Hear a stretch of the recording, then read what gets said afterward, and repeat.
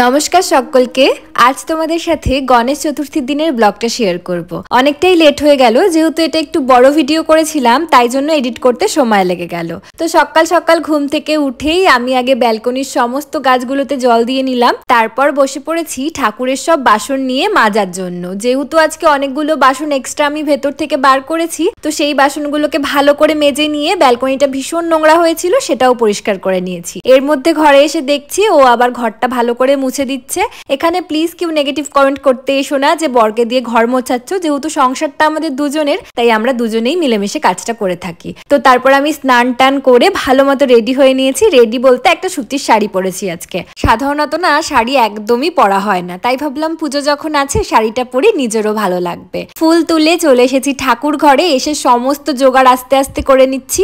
আর আমার বরকে না আজকে বলেছি তুমি আজকে একটু লেট করে অফিসে যেও, আমরা দুজনে একসাথে পুজোটা করব। তো তাই জন্যই বলতে পারো একটু তাড়াহুড়ো করেই সমস্ত কাজবাজগুলোকে করছি। প্রথমেই আমার ছোট্ট গান্নু বাবাকে আমি একটু অভিষেক করিয়ে নিয়েছি ঘি, মধু, গঙ্গাজল, দুধ, দই দিয়ে। আর তোমাদের একটা কথা বলে রাখি, আমি কিন্তু পুজোর খুব বেশি নিয়ম জানি না। আমি যেটুকু করি আমার ভগবানকে ভালোবেসে মন থেকে করি। তোমাদের যদি মনে হয় আমার পুজোতে কোনো ভুল ত্রুটি আছে তাহলে তোমরা আমাকে বলো, পরের বার থেকে সেটা আমি শুধরে নেওয়ার চেষ্টা করব। আর সত্যি কথা বলতে আমি যেটুকু কাজবাজ পারি বা পুজো করতে পারি সেটুকু কিন্তু আমি নিজে থেকে শিখেছি। আমাকে কখনো কেউ হাতে ধরে কোনো কিছু শেখায়নি, তাই আমি এটুকু বিশ্বাস করি আমি আমার ভগবানের জন্য যেটুকু করছি আমার ভগবান হয়তো সেটুকুতেই সন্তুষ্ট হন বা খুশি হন। তো সমস্ত কিছু ভালো করে গুছিয়ে নিজের মন মতো আমরা দুজন মিলে পুজোটা সারলাম। আর এতটাই লেট হয়ে গেছিল যে কোনো কিছু সকালে ব্রেকফাস্টে বানাতে পারিনি, শুধুমাত্র চা বিস্কিট খেয়ে অফিসের জন্য বেরিয়ে গেল। আমিও সেটা খেয়ে রান্নাবান্না বসিয়ে দিয়েছি।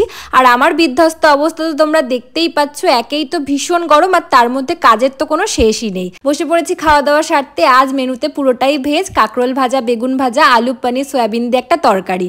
এটুকুই টাইমের মধ্যে করতে পেরেছিলাম। তারপর খাওয়া দাওয়া সেরেও অফিসের জন্য বেরিয়ে গেল।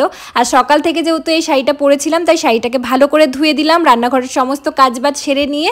তারপরে একটু রেস্ট নিতে না নিতেই সন্ধে হয়ে গেছিলো, তো ভালো মতো সমস্ত কিছু ফুল টুল পরিষ্কার করে আমি সন্ধে দিয়ে নিলাম। আর আজকে একটু কর্পূর জ্বালিয়েছিলাম, ধুনো জ্বালিয়েছিলাম। ধুনো, কর্পূর এসবের গন্ধ কিন্তু ভীষণ ভালো লাগে। সন্ধে দিয়ে তারপর আমি আবার একটু আলুর তরকারি করলাম রাতের জন্য। আর বর বলল তুমি সকাল থেকে অনেক কাজ করেছো, দাও সন্ধ্যের চাটা আমি তোমাকে বানিয়ে খাওয়াচ্ছি। চা খেয়ে তারপর আবার দুজন মিলে কম্পিউটারে গিয়ে একটা ভিডিও এডিট করলাম, যেহেতু বড় ভিডিওগুলো ও আমাকে সাহায্য করে দেয় এডিটিং করতে। তারপর চলে এসেছি বিগ বস দেখতে। বিগ বস শুরু হওয়ার পর থেকে আমরা দুজন মিলেই তো বিগ বস দেখছি। তোমরা কে কে দেখছো অবশ্যই কমেন্ট করে লিখে জানিও। টিভি দেখতে দেখতেই ডিনারটাও সেরে নিয়েছি, রুটি, আলুর তরকারি, সকালের পনিরের তরকারি আর মিষ্টি দিয়ে। তো এভাবেই আজকে সুন্দর দিনটা কাটালাম। ভিডিওটা ভালো লাগলে লাইক করে দিও। চলো তবে আজ আসি।